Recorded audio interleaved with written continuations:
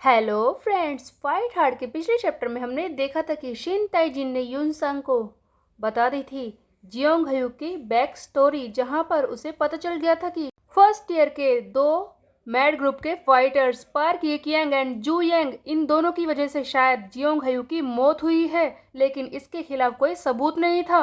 तब यूनसेंग प्लान बनाता है फाइटर्स के ग्रुप में शिन ताइजिन को शामिल करने का, और ये शिन ताइजिन के साथ जाता है जीहो के पास। जीहो वही लड़का है जिसने नेम टैग खरीद कर दिया था यूनसंग को इस स्कूल में आने के बाद। जीहो तो शिन ताइजिन को अपने ग्रुप में लेने से मना कर देता है, लेकिन गड़बड़ तो तब हो जाती है जब मैड ग्रुप का सेकंड ईयर का फाइटर और उसके साथी आकर पीछे खड़े हो जाते हैं और शिन ताइजिन से कहते हैं, तुम यहाँ पर छुपे हो। सेकंड ईयर का फाइटर बोलता है कि तो बस तुम्हें यही जगह मिली मुझसे छुपने के लिए। मैं तुमसे काफी ज्यादा डिसअपॉइंटेड हूँ शिन ताइजिन, मुझे तो लगा था कि तुम रेकलेस हो, बहुत ही खतरनाक हो, बट तुम तो एक बेवकूफ लड़के निकले। सचमुच तुम्हें लगता है कि ये जियो और इसका ग्रुप तुम्हें मैड ग्रुप से बचा लेंगे? शिन ताइजिन, सचमुच अगर तेरा यही रास्ता है तो इनके ग्रुप में जाना चाहता है जियो के साथ, हाँ तो मैं इस ग्रुप को ही डिस्ट्रॉय कर दूंगा। जिहो और इसके ग्रुप का आज आखिरी दिन होगा। ये सब सुनकर यूनसंग कहता है कि क्या बकवास कर रहा है ये, यहाँ पर ऐसी कोई बात नहीं चल रही थी। तब मैड ग्रुप के वो सेकंड ईयर के फाइटर्स बोलते हैं कि देखा तूने, ओ शिन ताइजिन देखा, आज तू पिटेगा, सुनाई दे रहा है क्या, तुम सारे आज मारे जाओगे। तब यूनसंग कहता है कि क्यों हम पर हमला करना चाहते हो तुम लोग, देखो मेरे पास तो लर्नर्स वाला ये टैग भी है, तुम मुझे बचाओगे नहीं। तब मैड ग्रुप के वो सेकंड ईयर के फाइटर्स कहते हैं कि देखो इस लूजर को, इसे लगता है कि ये नेम टैग एक फ्री पास है जो इसे कहीं से भी बचाकर निकाल देगा। तुझे क्या लगता है तू हमसे ऐसे ही बच जाएगा, हाँ? तब सेकंड ईयर के ग्रुप का ये लीडर डो वांग कहता है कि चुप रहो, इस लड़के ने सही कहा, ये नेम टैग इसी तरह से काम करता है, बट एक्चुअल में बात यह है कि जी हो, तुम इतने शांत क्यों हो? तुम्हें क्या लगता है, तुम्हें इस बात पर विश्वास है कि तुम हमें पीट दोगे और इन दोनों को यहाँ से बचा कर ले जाओगे, इसीलिए तुम इतने शांत खड़े हो? तभी डो वांग के पीछे खड़े हुए उसके सेकंड ईयर के फाइटर्स कहते हैं कि देखो इन लूजर्स को, कितने शांत प्रिटेंड कर रहे हैं, और इस जियो को देखो, इससे लगता है कि ये हमें आसानी से पीट देगा। इन लोगों को तो पता ही नहीं है कि चॉकलेट में और एक पूप में क्या फ़र्क होता है। तब हम देखते हैं कि वो सेकंड ईयर का फाइटर डो वांग धमकाता है शिन ताइजिन को कि तू इनके पीछे क्या खड़ा है धोखेबाज, चल हमारे साथ, मैं तुझे आखिरी मौका दे रहा हूँ, हमसे लड़ना चाहता है ना तो चल यहाँ से, अगर तू अभी भी नहीं माना, यहीं पर खड़ा रहा, तो तू भी इनके साथ पीटेगा, तुझे कुत्ते की तरह यहाँ से खींच कर ले जाऊंगा मैं। ये सुनते ही शिन ताइजिन को गुस्सा आ जाता है, वो मारने को दौड़ता है। तभी हम देखते हैं कि यूनसंग इसे संभालता है और कहता है कि ब्रो शांत रहे, शांत रहे, वो संभाल रहा है, जीहो देख लेगा। तभी हम देखते हैं कि जीहो कहता है कि तुम बकवास करना बंद करोगे, शायद तुम भूल गए हो कि तुम सारे लोग अभी मेरी टेरिटरी में खड़े हो। देखो तुम्हें तो पता ही होगा कि ये पूरा स्कूल उनके ग्रुप्स के हिसाब से बटा हुआ है, तो तुम्हें क्या लगता है कि मैड ग्रुप इस पूरे स्कूल का मालिक है, जबकि वो लोग नई बिल्डिंग में शिफ्ट हो चुके हैं? फिर भी तुम यहाँ पर आकर मेरी टेरिटरी में आकर मुझे धमका रहे हो। अभी यहाँ से जाओ और ये सबको बताओ कि क्या बात चल रही है, तुम हमारी टेरिटरी में घुसने की कोशिश कर रहे हो। इसका मतलब ये है कि सीधे सीधे मैड ग्रुप हमारे साथ वॉर डिक्लेयर कर रहा है, जाओ सबको बताओ।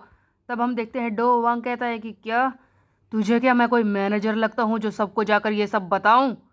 तब जियो कहता है कि नहीं, मेरा मतलब ये नहीं था, बट मैं ये चाहता हूँ कि तुम सबको बताओ कि किस तरह से मैड ग्रुप दूसरों की प्रॉपर्टी पर अपना कब्जा जमा रहा है। यू नो गाइज, इस कहानी का हीरो है यूनसंग, बट यूनसंग को छोड़कर बाकी सब कोई यहाँ पर लड़ाई करने में लगे हुए हैं। एक्चुअल में कुछ ना कुछ तो करने में लगे हुए हैं, बट यूनसंग का यहाँ पर कोई भी अच्छा सीन नहीं दिखाया। पता नहीं ये कब फाइट करेगा। खैर हम आगे बढ़ते हैं। सेकंड ईयर के मैड ग्रुप में और जीहो के बीच में बहस शुरू हो जाती है। तभी हम देखते हैं कि वहीं पर जो शेड बनी है उसके ऊपर, एक्चुअल में जहाँ पर ये लोग बहस कर रहे हैं वहाँ पर उस जगह को ढकने के लिए जो शेड बनी हुई थी उसके ऊपर एक लड़का सोया हुआ था, जो कि खड़ा होता है और कहता है कि शट अप, कौन बकवास कर रहा है बे यार, यहाँ इस स्कूल में तो आराम से सो भी नहीं सकते, पता नहीं कौन जब से बड़बड़ा रहा है। हमें दिखता है एक लड़का लाल बालों वाला जो कि ऊपर सोया हुआ था। अचानक से इन लोगों की बातें सुनकर वो खड़ा हो जाता है। तब जीहो इसे देखकर हैरान हो जाता है और कहता है कि आह डैम, ये यहाँ पर, इसे तो मैं भी नहीं रोक पाऊंगा, मैं इस लड़ाई से बाहर हूँ। तब यूनसंग हैरानी से कहता है कि हाँ, ये लड़का कब से इतनी ऊपर सोया हुआ था।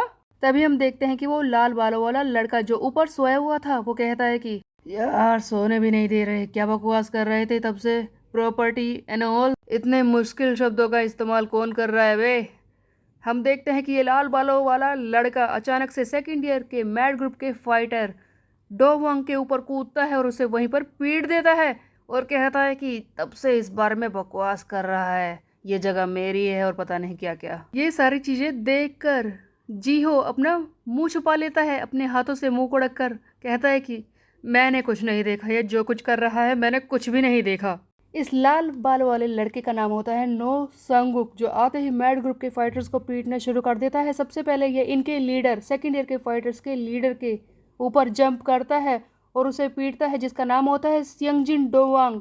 उसके बाद हम देखते हैं वो लाल बाल वाला लड़का यानी कि संगुक बुरी तरह से मैड ग्रुप के बाकी फाइटर्स को मारना शुरू करता है। वो चिल्लाते हैं कि ए क्या कर रहा है तू, हम मैड ग्रुप के फाइटर्स हैं, तुझे पता नहीं है, तू हम पर हाथ उठा रहा है। तब संगुक कहता है कि क्या फर्क पड़ता है भाई इस बात से कि तू मैड ग्रुप का फाइटर है या फिर कुछ और। हाँ, फाइट किसने शुरू की थी, प्रॉपर्टी के बारे में बकवास कौन कर रहा था, और इस वक्त तुम मेरी जगह पर खड़े हो, समझे। हम देखते हैं कि ये बुरी तरह से इन लोगों को पीटता है। इसी बीच में सेकंड ईयर का वो फाइटर जिसका नाम है सियंगजिन डोवांग, जिसे पहले संगुक ने पीट दिया था, वो खड़ा होता है और पीछे से संगुक को जोर से पंच मारता है। बट संगुक को बिल्कुल भी फर्क नहीं पड़ता और वो कहता है कि ये बच्चे पता नहीं अपने ग्रुप के नाम को क्या समझते हैं, क्या फर्क पड़ता है कि तुम मैड का फाइटर है फिर किसी और का, मेरे सामने तू नहीं टिक पाएगा। हम देखते हैं कि संगुक इस सियंगजिन को भी बुरी तरह से पीटता है और इसके साथियों को भी, जिसे देखकर यूनसंग हैरान रह जाता है और सोचता है कि आज से पहले जिससे भी मैं लड़ा हूँ ये उन सब में से स्ट्रॉन्ग फाइटर है।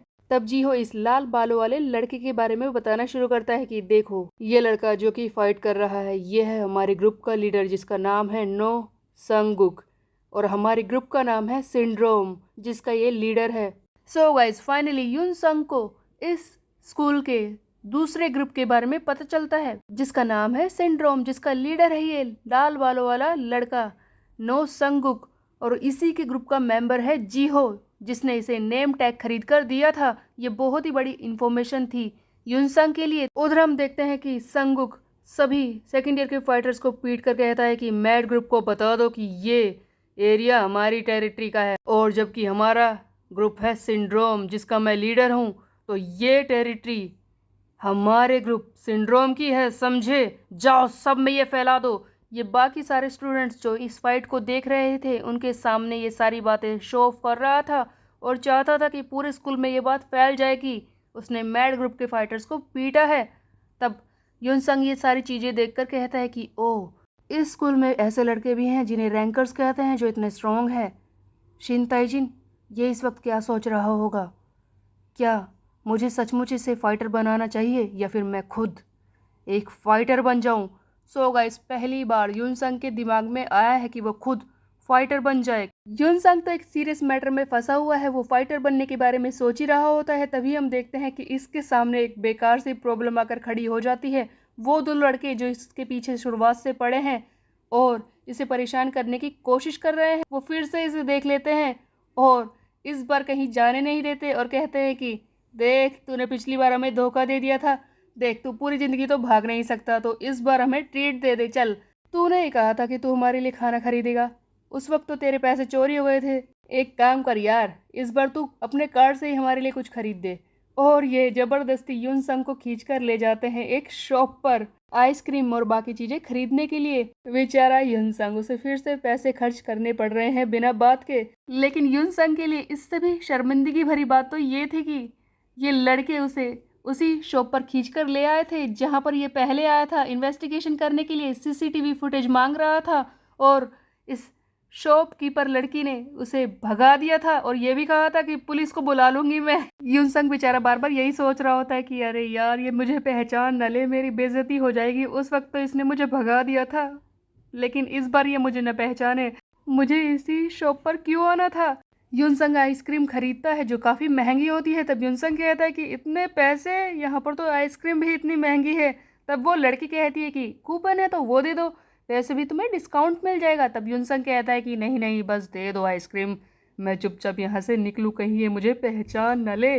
जैसे ही युनसंग आइसक्रीम खरीद कर वहाँ से जाने लगता है, तभी हम देखते हैं कि वो शॉप वाली लड़की कहती है कि हे, मिलकर अच्छा लगा, दोबारा आना पुलिस ऑफिसर स्टूडेंट। लड़की हंसने लगती है ये सुनते ही। युनसंग बेचारा शर्म के मारे कहता है कि ओ गॉड, मैं गायब क्यों नहीं हो जाता, इतनी बेइज्जती। जैसे ही युनसंग आइसक्रीम लेकर बाहर निकलता है, तभी वो देखता है कि वो लड़के जो पहले इसके पीछे भागे थे काफी दूर तक, वो भी यहाँ पर पहुंच चुके हैं और उन लड़कों से बात कर रहे हैं जिसके लिए इसने आइसक्रीम खरीदी है।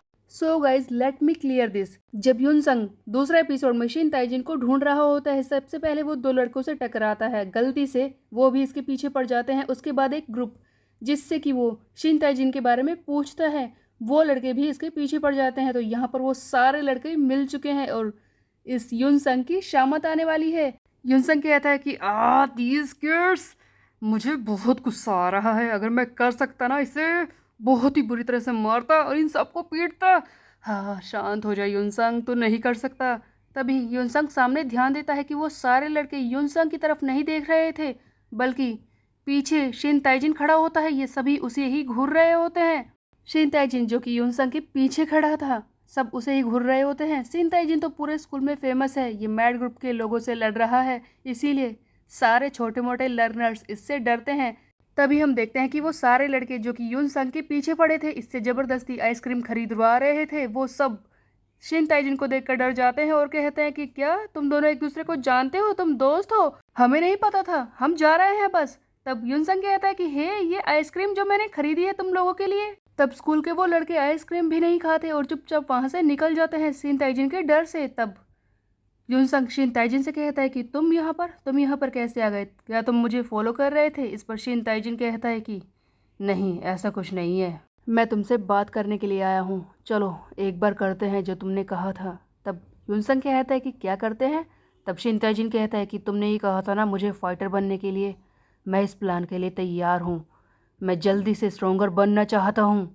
सो गाइज, इस चैप्टर में दो जरूरी बातें थी। एक तरफ शिन ताइजिन जो फाइनली फाइटर बनने के लिए तैयार हो गया अपने मन से, और दूसरी बात यह है कि हमें एक नए ग्रुप के बारे में पता चला जिस ग्रुप का नाम है सिंड्रोम और इसका लीडर है नो संगुक, और उसी के ग्रुप में काम करता है जीहो, और संगुक एक रैंकर भी है। अब युनसंग क्या करेगा, क्या वो शिन ताइजिन को फाइटर बनाएगा या फिर खुद बनेगा, ये हम देखेंगे नेक्स्ट चैप्टर में। Bye bye.